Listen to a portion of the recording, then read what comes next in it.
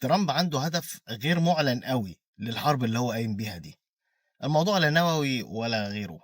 فكّر معايا كده، هو مين العدو الأول لترامب سواء بقى في ولايته الأولى أو التانية؟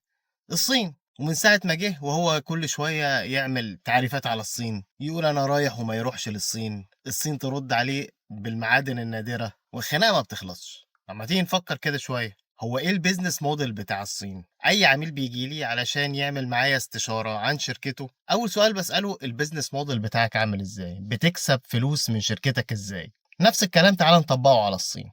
الصين بتكسب فلوس إزاي؟ حاجات كتيرة، ولكن قلب البيزنس موديل بتاعهم عبارة عن حاجة واحدة بس: cheap energy cheap products. طاقة رخيصة ياخدها يصنع بيها ويشغل بيها المكان بتاعه ويطلع منتجات رخيصة. الطاقة الرخيصة دي بتيجي منين؟ في الغالب سعر بترول منخفض بيجي من دول الخليج.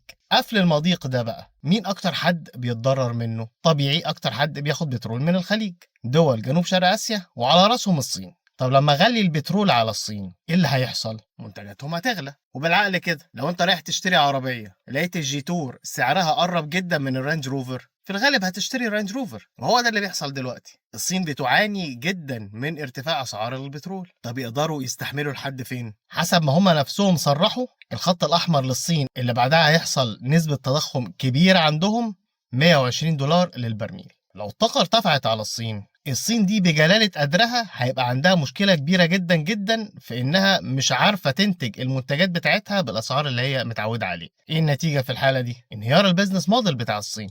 لو طبقنا النظرية دي بالعقل كده هنلاقي إن ترامب مش عايز يفتح أصلا المضيق.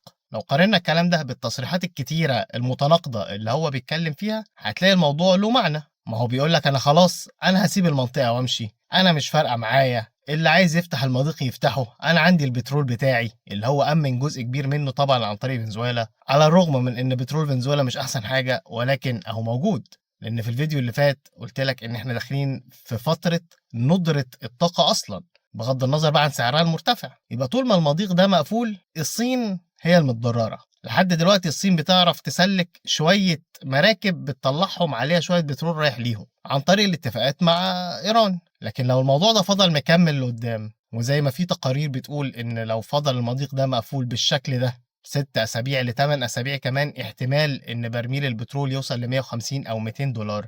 في الحالة دي الصين المكن عندها هيقف، مش هتعرف تعمل منتجات. وانا هنا مش بتكلم على العربيات، انا بتكلم على كل حاجة، كل ما هو صيني. يبقى تاني الحرب الدايرة حاليا احد اهم اهدافها انه يقفل المكن الصيني. طبعا الكيان عنده اهداف اخرى، ده ممكن نتكلم عليه بعدين، ملوش علاقه قوي بالصين ولا عزاء لا لاهلنا في الخليج ولا لبقيه العرب.